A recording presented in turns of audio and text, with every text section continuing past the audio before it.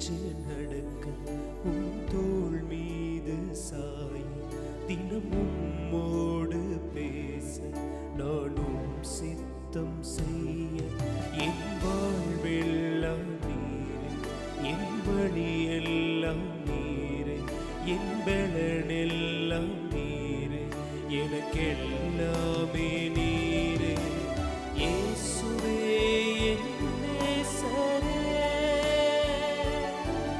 என் வாலிபம் உமக்காகவே.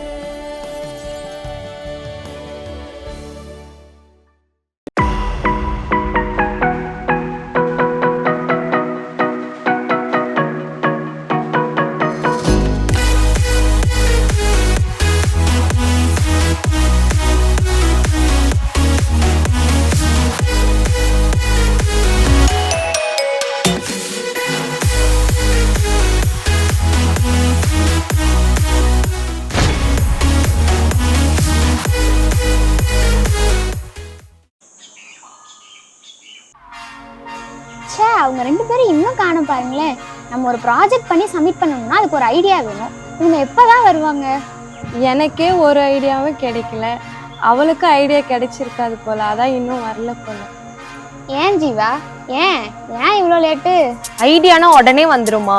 Work out பண்ண வேணாமா? அதான் தனியா உட்காந்து யோசிச்சுட்டு வந்தேன். அப்படியா? ரொம்ப யோசிச்சிருப்ப போலயே. சரி, இந்த சேரை எடுத்து போட்டு உட்காந்து கொஞ்சம் சொல்லேன். ரொம்ப யோசிச்சிருப்பா போல, ஐடியா நிறைய வச்சிருப்பாலும். நான் யோசிச்சதெல்லாம் இருக்கட்டும், நீங்க ரெண்டு பேரும் யோசிச்சிருப்பீங்களே, அதை சொல்லுங்க. நீங்களா வரட்டும் வெயிட் பண்ணோம், நாங்க ஒன்னும் யோசிக்கல. அப்ப ரெண்டு பேரும் இவ்வளவு நேரம் வெட்டியா தான் இருந்திருக்கீங்களா? இல்லையே, இன்னும் ஜெசிகா வேற வரல, அதனாலதான் நாங்க வெயிட் பண்ணிட்டு இருந்தோம். எப்பவுமே டீமா சேர்ந்து பண்றது தானே நல்லா இருக்கும். ஆனா நீ நல்லா சமாளிக்கிற சோஃபி. யாரு அந்த ஜெசிகாவா? அவளே கிராமத்துல ஆடு மேய்ச்சிட்டு இருந்தவ, அவளுக்கு என்ன ஐடியா வரும் சொல்லு. ஜெசிகா வந்துட்டியா? உனக்காக தான் வெயிட் பண்ணிட்டு இருந்தோம். அந்த சேர் போட்டு உட்கார். ஐயோ, பேசிட்டு இருக்கும் போதே வந்துட்டாளே, பாவி கேட்டிருப்பாளோ. ஜெசிகா, நீ என்ன ஐடியா யோசிச்ச சொல்லு பாப்போம். நீங்களும் ஒரு ஐடியா யோசிச்சிருப்பீங்கல்ல, அதை சொல்லுங்க, நான் கடைசி சொல்றேன். அவ யோசிச்சிருந்தா தானே சொல்ல போறா, அவகிட்ட போய் கேட்டுட்டு இருக்க. அவளும் யோசிக்கல, நாங்களும் யோசிக்கல.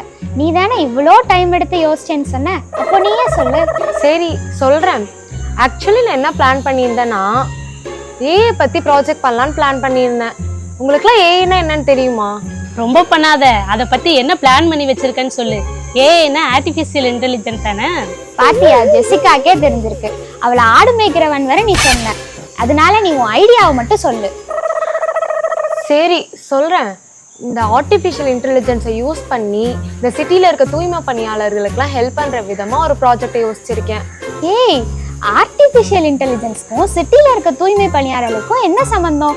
இது எங்கேயாச்சும் சிங்க் ஆகுதா? இவளோட ஐடியால பாதி, என்னோட ஐடியால பாதி சேர்த்தோம்னா ஜிங்க் ஆயிடும். ஜிங்க் ஆயிடுமா? ஏன் ஐடியாவோடையா? அவ்வளோ பெரிய ஐடியா யோசிச்சிட்டியா? இது என்ன பாத்திரங்கள் வர ஜிங்க்னு நினைச்சியா? ஏய், நீ ரொம்ப கேலி பண்ணாத. அவ ஏதோ சொல்றீங்கல்ல, அது என்னன்னு கேட்போம். அவளே ஒரு வகுப்புல 7 வருஷம் படிச்சிருக்கா. அவளுக்கு என்ன ஐடியா தெரியும்? இதுல ஏன் ஐடியாவோட ஜிங்க் ஆகுன்னு வேற சொல்றா. எங்க சொல்லு பாப்போம் ஐடியாவை. அவ சும்மா நக்கல் பண்றா, நீ பயப்படாம சொல்லு. ரோபோட்டிக் சயின்ஸ் பற்றி யோசிச்சிருந்தேன். இது கூட ஒர்க் அவுட் பண்ணால் தூய்மை பணியாளர்களுக்கு யூஸ்ஃபுல்லாக இருக்கிற மாதிரி ஒரு ப்ராஜெக்ட் பண்ணலாம். பெரிய நாசா சயின்டிஸ்ட்டு. ஜீவா, ரொம்ப நக்கல் பண்ணி சிரிக்காத, அவளுக்கு தெரிஞ்சதை சொல்லியிருக்கா. அவன் விண்வெளியில் போய் வீடு கட்டிட்டு இருக்கான். இதில் ரோபோட்டிக்ஸ் தான், சயின்ஸ் தான். இதில் என் ஐடியா கூட வேற சிங்க் பண்ணுறா. ஏய், நீ ரொம்ப கேலி பண்ணாத.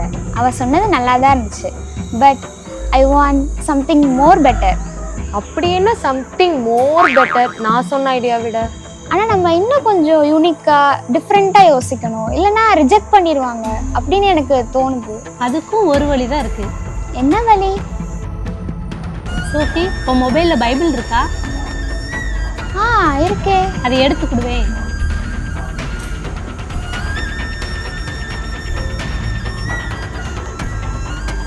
அவ தான் பைபிள் கேட்குறான்னா நீயும் எடுத்து கொடுத்துட்டு இருக்க. நாங்கள் இங்கே ஹிஸ்ட்ரி, கெமிஸ்ட்ரி, பயாலஜி, ஃபிசிக்ஸு, மேக்ஸ்ன்னு படிச்சுட்டு வந்திருக்கோம். அப்படி பைபிளில் என்ன இருக்கு? ஆமா ஜெசிகா, எனக்கும் புரியல. அவ சொன்னதுக்கும் மேல இந்த பைபிள்ல எல்லாமே இருக்கு. அப்படி என்ன இருக்கு சொல்லு பாப்போம். நீ படிச்சதெல்லாம் நாலேஜ், ஆனா பைபிள் வந்து விஸ்டம். சோஃபி, யாக்கோபு 1:5 எடுத்து படி. உங்களில் ஒருவன் ஞானத்தில் குறைவுள்ளவனாயிருந்தால் யாவருக்கும் சம்பூரணமாய் கொடுக்கிறவரும் ஒருவரையும் கடிந்து கொள்ளாதவருமாகிய தேவனிடத்தில் கேட்க கடவன், அப்பொழுது அவனுக்கு கொடுக்கப்படும். ஆடு மேய்க்கிறவங்களுக்கு திடீர்னு இப்படி அறிவா?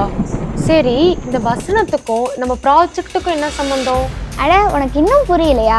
நம்ம ப்ராஜெக்ட்க்கு இன்னும் நமக்கு ஒரு யூனிக்கான ஐடியாவே கிடைக்கல. நம்ம ஏசப்பாட்ட ஜோம் பண்ணும்போது ஏசப்பா நம்மளுக்கு தருவாங்க. அதைத்தான் ஜெசிகா சொல்லியிருக்கா. சோஃபி, நான் சொல்லல, வசனம் சொல்லுது.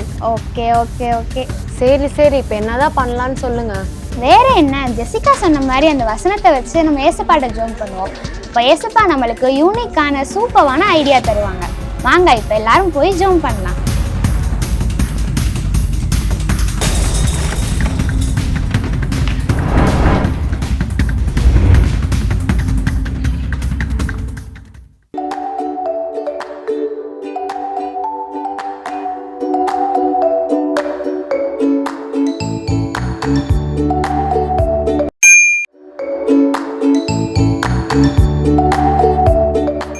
Praise the Lord. கிராம மிஷனரி ஊழியம் சார்பாக நடத்தும் இந்த அருமையான அன்பு வாலிப பெண் பிள்ளைகளுக்காக நடத்தும் இந்த ப்ரோக்ராம் மூலியமா கண்மணியை கேள் என்ற நிகழ்ச்சி மூலியமா உங்களை எல்லாரும் சந்திக்கும்படி ஆண்டவர் கொடுத்த கிருபைக்காக நன்றி சொல்கிறேன். எல்லா கண்மணிகளும் நல்லா சந்தோஷமா இருக்கீங்கன்னு விசுவாசிக்கிறேன். எல்லாம் நல்லா காலேஜுக்கு போயிட்டு ஸ்கூலுக்கெல்லாம் போயிட்டு வந்துட்டு இருக்கீங்க. Very good. ஸோ இப்போ இந்த இந்த ஆண்டவர் உங்களை ரொம்ப நேசிக்கிறாரு. இந்த நாள்லயும் ஆண்டவர் உங்ககிட்ட சில காரியங்களை பேச போகிறாரு. ஸோ எல்லாரும் கவனமா கேளுங்க. 1 பேதுரு 5வது அதிகாரம் 6வது வசனம். ஆகையால் ஏற்ற காலத்திலே தேவன் உங்களை உயர்த்தும்படிக்கு அவருடைய பலத்த கைக்குள் அடங்கியிருங்கள். சோ அப்போ இந்த நாள்ல ஆண்டவர் உங்ககிட்ட பேசக்கூடிய ஒரு 3 காரியங்களை நான் இந்த வசனம் மூலியமா நான் உங்ககிட்ட நான் முன்னிறுத்துறேன். ஸோ முதலாவதாக ஏற்ற காலம். So there is a season for everything. ஆண்டவர் பிரசங்கியில 1வது அதிகாரம் 1-11 வரைக்கும் நம்ம வாசிச்சோம்னா, அவர் அதன் காலத்தில் நேர்த்தியாக எல்லாவற்றையும் செய்கிற தேவன். ஒவ்வொருத்தருக்கும் ஒவ்வொரு காலம் இருக்குன்னு பைபிள்ல போட்டிருக்குது. சோ அப்போ அவர் ஏற்ற காலம், த ரைட் சீசன் அப்படின்றது ஆண்டவருக்கு மட்டும்தான் தெரியும். இந்த நாள்ல இதை பார்த்து கொண்டிருக்கிற ஒவ்வொரு வாலிப தங்கச்சி, நீ நினைக்கலாம் உன்னுடைய சிச்சுவேஷன் இப்போ, உன் சூழ்நிலை இப்போ பெருமையா இருக்குது, நம்ம ஆர்டினரியா இருக்கு, ஒண்ணுமே இல்லாத மாதிரி இருக்கு, ஒரு மொனாட்டனஸா இருக்கு. அதே மாதிரி நான் காலேஜுக்கு போறேன் வரேன், ஒரே மாதிரி இருக்கு, எந்த ஒரு மாற்றமுமே இல்ல. ஒரு சில வாலிப தங்கச்சிகள் ஒரு வெயிட்டிங் பீரியட்ல இருப்பீங்க, ஒரு காத்திருப்பு காலத்துல இருப்பீங்க. ஒரு கரெக்டான காலேஜுக்கோ இல்ல ஒரு போஸ்ட் கிராஜுவேஷனுக்காக நீங்க காத்துட்டு இருப்பீங்க, இல்ல உங்க திருமணத்துக்காக நீங்க காத்துட்டு இருப்பீங்க, இல்ல ஒரு நல்ல ஸ்கூலுக்காக நீங்க காத்துட்டு இருப்பீங்க. நிறைய காரியங்களை குறித்து நீங்க காத்து கொண்டு இருப்பீங்க. ஆண்டவர் சொல்றாரு ஏற்ற காலம், ரைட் சீசன். ஸோ அப்ப அந்த டைம் வரைக்கும் நம்ம வெயிட் பண்ணணும். எப்படி எங்க வீட்டுல ஒரு நவா மரம் இருந்துச்சு. ஸோ அந்த மரத்துல கிட்டத்தட்ட ஒரு 7 வருஷம் கிட்ட ஆயிடுச்சு அந்த மரத்தை வச்சு. எங்க வீட்டுல ஒரு காய் கூட வரல அந்த மரத்துல இருந்து. ஜஸ்ட் மரம் மட்டும் நல்லா பெருசா வளர்ந்துருச்சு. ஆனா நாங்க என்ன நினைச்சோம், அது நவா மரம்னே மறந்து போயிடுச்சு. அப்போ திடீர்னு இந்த வருஷம் என்ன ஆயிடுச்சு, அத்தனை கனிகள், அவ்வளவு கனிகள், ஃப்ரூட்ஸ்னா அதாவது நாங்க எடுத்து எல்லாருக்கும் கொடுக்கும்படி அந்த அளவுக்கு நிறைய ஃப்ரூட்ஸ் வர ஆரம்பிச்சது. அன்னைக்கு ஒரு நாள் நான் போய் அந்த ஃப்ரூட்டை அது நல்லா பழுக்கிறதுக்கு முன்னாடி நான் பறித்து எடுத்து வாயில வச்சு பார்த்தேன். அவ்வளவு ஒரு கசப்பு, அவ்வளவு ஒரு அந்த டேஸ்டே இல்லாத மாதிரி இருந்துச்சு. இதே அடுத்து எடுக்கும் போது ஒரு ஃப்ரூட்டு நல்லா பழுத்து நல்ல ஃப்ரூட் பெருசா இருந்துச்சு, அதை எடுத்து சாப்பிட்டேன். அவ்வளோ இனிப்பும் துவர்ப்பும் சேர்ந்து ரொம்ப அருமையா இருந்துச்சு. ஸோ அதே போலதான் நமக்கு தெரியாது, ஆண்டவர் ஒரு ஏற்ற காலம் வச்சிருக்கிறாரு. அதன் காலத்துல ஆண்டவர் எல்லாவற்றையும் நேர்த்தியாக செய்வார். எல்லாம் நீங்க நினைப்பீங்க, நிறைய பேர் என்னை பத்தி மறந்தே போயிட்டாங்க, பத்தி நிறைய பேருக்கு யோசனையே இல்லை, அப்படியே மறந்துட்டாங்க. ஆனா ஆண்டவர் ஒரு ஏற்ற காலம் வச்சிருக்கிறாரு உனக்காக. நீ கனி கொடுக்கறதுக்கு ஆண்டவர் ஒரு ஏற்ற காலம் வச்சிருக்கிறாரு. நீ ஷைன் பண்றதுக்கு ஆண்டவர் ஒரு ஏற்ற காலம் வச்சிருக்கிறாரு. சோ அது வரைக்கும் நீ காத்திருக்கணும். அந்த ஒரு ஃபார்மருக்கு தான் தெரியும், அந்த விவசாயிக்கு தான் தெரியும் எந்த டைம்ல அந்த ஃப்ரூட்டை பிக் பண்ணா கரெக்டா இருக்கும், கரெக்டான சீசன் எது அப்படின்றது அந்த விவசாயிக்கு மட்டும் தான் தெரியும், அந்த ஃபார்மருக்கு மட்டும் தான் தெரியும். அதே போல தேவனுக்கு மட்டும்தான் தெரியும் எந்த டைம் அப்படின்றது, அந்த ஏற்ற காலம், the ரைட் சீசன். எப்படி ஒரு விவசாயி இருந்தாரு, அவர் வந்து இந்த பக்கம் ஒரு சில புல் விதைகளை வந்து போட்டாரு, ஒரு பக்கம் வந்து மூங்கில் விதைகளை போட்டாராம். அப்போ வந்து அந்த புல் விதைகள் வந்து உடனே முளைச்சிருச்சு, முளைச்சு நல்லா அந்த இடம் ஃபுல்லா புல்லா முளைச்சிருச்சு. ஆனா இந்த பக்கம் மூங்கில் விதைகளை போடுறாரு, மூங்கில் விதைகள் 1 வருஷம் ஆச்சு, 2 வருஷம் ஆச்சு, 3 வருஷம் ஆச்சு, ஒரு சைன் இல்ல, அந்த ஒரு 2 இலை கூட விடல. அவர் வந்து சோர்ந்து போகாம வெயிட் பண்ணிட்டு இருந்தாரு. 5 வருஷம் ஆனதுக்கு அப்புறம் மெதுவா 2 இலைகள் விட்டுது. 2 இலைகள் விட்டு அடுத்து 6 மாசத்துல அந்த மூங்கில் செடி அப்படியே ஒரு மரமா பெருசா வந்து வளர்ந்தது. அதே போல அதனால அதுல இருந்து என்ன தெரியுதுன்னா, அந்த விதை உள்ள வந்து மண்ணுக்குள்ள ஸ்ட்ராங் ஆயிட்டு இருந்துச்சு, மண்ணுக்குள்ள வேர் விட்டுட்டு இருந்துச்சு. எங்க இந்த புல்லு லேசா வெளியே வந்துச்சு, வெயில் அடிச்சதும் மழை பெஞ்சதும் வெந்து போயிடுச்சு. ஆனா அதுக்கு வேறு ஸ்ட்ராங்கா இல்ல. அப்ப அந்த ஏற்ற காலம் வரைக்கும் நீ வந்து பலப்படணும். அதுக்காக தான் ஆண்டவர் அந்த ஏற்ற காலத்தை வந்து அனுமதிக்கிறாரு. நீ அது வரைக்கும் ஸ்ட்ராங்கா இருக்கிறதுக்காக, எப்படி அந்த மூங்கில் விதை உள்ள அவ்வளவு வேர் விட்டு ஸ்ட்ராங் ஆகுச்சோ அதே போல நீ வந்து இன்னும் ஸ்ட்ராங் ஆகணும். அதுக்காக தான் அந்த ஏற்ற காலம், ரைட் சீசன். அதுக்காக அது வரைக்கும் நம்ம என்ன செய்யணும்னா, அடுத்தது அந்த ஏற்ற காலத்துல ஆண்டவர் உங்களை உயர்த்தும்படிக்கு, தேவன் உங்களை உயர்த்தும்படிக்கு. அப்போ தேவன் உங்களை உயர்த்தும் போது எந்த மனுஷனோட உதவியும் உனக்கு தேவைப்படாது தகச்சி, நீ நல்லா ஞாபகம் வச்சுக்கோ. ஆண்டவர் உன்னை உயர்த்தும் போது அவருக்கு மட்டும்தான் மகிமை போகும். நிறைய பிள்ளைகளுடைய வாழ்க்கையில நான் பார்த்திருக்கிறேன், அவங்க வந்து அந்த சீசன் வரைக்கும் ரொம்ப வெறுமையா நிறைய அவமானங்களை வந்து ஃபேஸ் பண்ணுவாங்க. நிறைய விஷயங்கள்ல அவங்க ஃபேமிலிலயும் சரி, அவங்க குடும்பத்தில் நிறைய, அவங்க ஃப்ரெண்ட்ஸ் மத்தியிலயும் சரி, நிறைய அவமானங்களை ஃபேஸ் பண்ணுவாங்க. என்ன உனக்கு இன்னும் திருமணம் ஆகலையா, என்ன உனக்கு இன்னும் பிஜி சீட் கிடைக்கலையா, என்ன உனக்கு இன்னும் வந்து இந்த விஷயம் நடக்கலையா, இந்த வருஷமும் நீட் எழுதி உனக்கு வந்து சீட் கிடைக்கலையா, இந்த வருஷமும் உனக்கு வந்து தோல்விதானா அப்படின்னு சொல்லிட்டு எத்தனை அவமானங்களை வந்து அவங்க வந்து சந்திக்கும்படி அவங்க வந்து இருப்பாங்க. ஆனா அந்த ஒவ்வொரு விஷயத்திலையும் அவங்க பலப்படுவாங்க. பலப்படும் போது தேவன் ஒரு நேரத்துல அவர் உயர்த்துவாரு. வேதத்துல ஏசாயா 55வது அதிகாரம் 9வது வசனத்துல, பூமியை பார்க்கிலும் வானங்கள் எப்படி உயர்ந்திருக்கிறதோ அப்படியே உங்கள் வழிகளை பார்க்கிலும் என் வழிகளும், உங்கள் நினைவுகளை பார்க்கிலும் என் நினைவுகள் உயர்ந்திருக்கிறது. அப்போ ஆண்டவர் வச்சிருக்கிற திட்டங்கள், ஆண்டவர் வச்சிருக்கிற plans, it is very very higher. வானத்தை போல அவ்வளவு ஹையான பிளான்ஸ் வந்து ஆண்டவர் வச்சிருக்கிறாரு.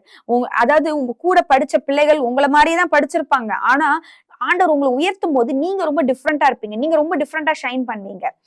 எப்படி வந்து ஆக்சுவலா என் கூட படிச்ச என்னுடைய ஃப்ரெண்டு, அவங்க அதே படிப்பு தான் படிச்சாங்க, டென்டல் தான் படிச்சாங்க. படிச்சு முடிச்சு அவங்க வந்து திருமணம் ஆகி லண்டன் பக்கத்துல வந்து போய் செட்டில் ஆயிருந்தாங்க.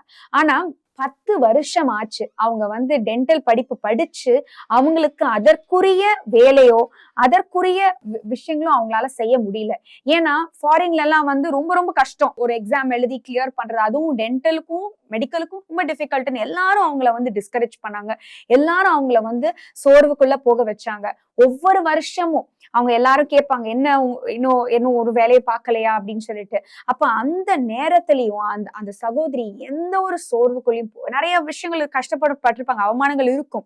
ஆனா அந்த நேரத்திலயும் அவங்க பொறுமையோட இருந்து அவங்களால முடிஞ்ச, அதாவது அவங்க என்கிட்ட சொல்லுவாங்க, அந்த டைம்ல எல்லாம் பெட்ரோல் பங்க்ல வேலை செஞ்சிருக்காங்க, சூப்பர் மார்க்கெட்ல வேலை செஞ்சிருக்காங்க. எங்க ஒரு டென்டலுக்கு படிச்ச, ஒரு டாக்டருக்கு படிச்ச ஒரு பொண்ணு ஃபாரின்ல வந்து இந்த மாதிரி வேலைகள் எல்லாம் வந்து செஞ்சிட்டு இருந்தாங்க.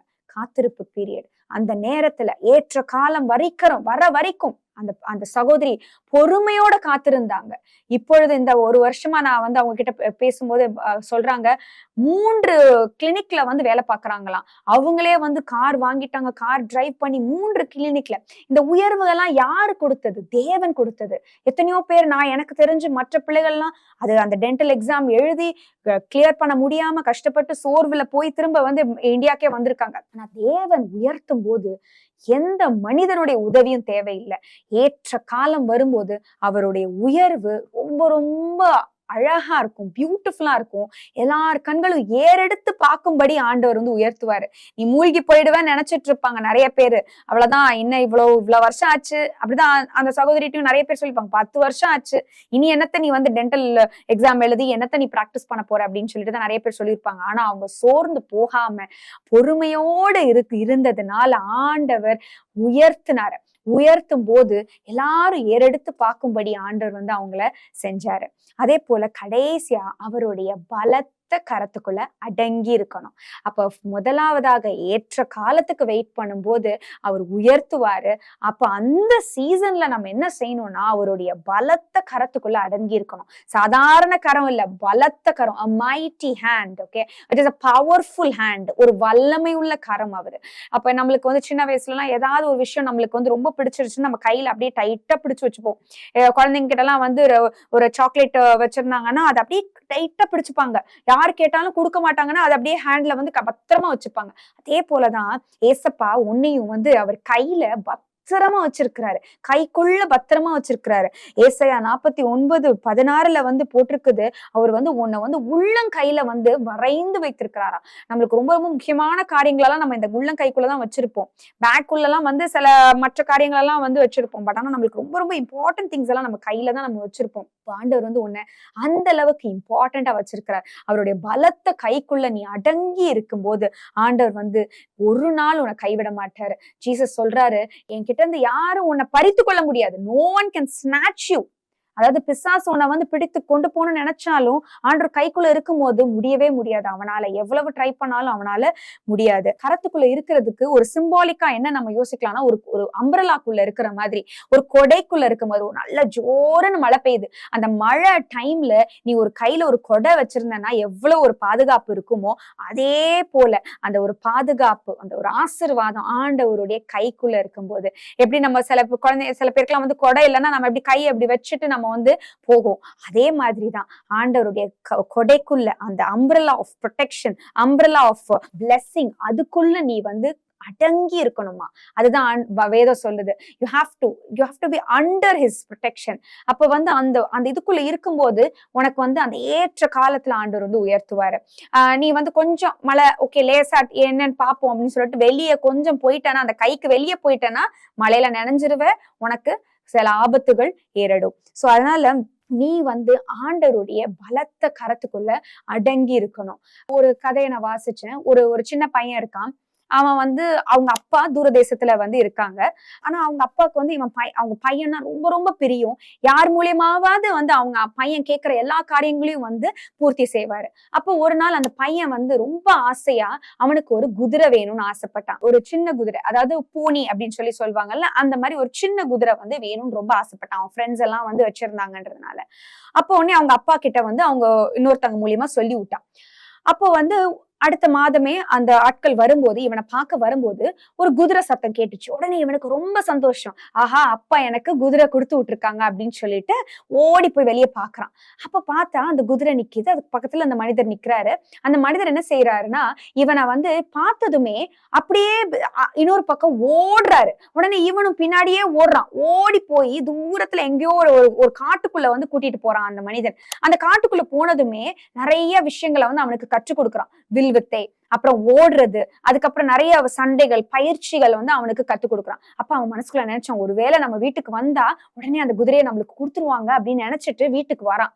வந்ததுமே அந்த மனிதன் அந்த குதிரையை எடுத்துட்டு போயிட்டான். அவனுக்கு ஒரே அழுக, ஒரே அவமானம். எல்லாரும் வந்து பார்த்திருப்பாங்க அந்த குதிரை வந்தது. அப்ப அவங்க அப்பாதான் கொடுத்து விட்டுருப்பாங்க நினைச்சிருப்பாங்க, திரும்ப போயிடுச்சு அப்படின்ட்டு. அடுத்த மாதமும் இதே மாதிரி திடீர்னு ஒரு குதிரை சத்தம் அவனுடைய வீட்டுக்கு முன்னாடி கேட்டுச்சு. ஓடி போய் பாக்குறான். பார்த்தா இன்னொரு மனிதர் நிக்கிறாரு. அவரும் என்ன செஞ்சாரு, இவனை பின்னாடியே வா அப்படின்னு சொல்லிட்டு ஓடி போய் ஒரு தனிமையான ஒரு இடத்துக்கு அவனை கூட்டிட்டு போயிட்டு நிறைய காரியங்கள், அந்த மருத்துவ காரியங்களை வந்து அவனுக்கு கற்றுக் கொடுத்தாராம். காயப்பட்டுச்சுன்னா எப்படி வந்து கட்டு போடுறது அப்படின்னு சொல்லிட்டு கிட்டத்தட்ட 1 மாதத்துக்கு அவனுக்கு வந்து நிறைய மருத்துவ காரியங்களுக்கு வந்து பயிற்சி கொடுத்தாராம்.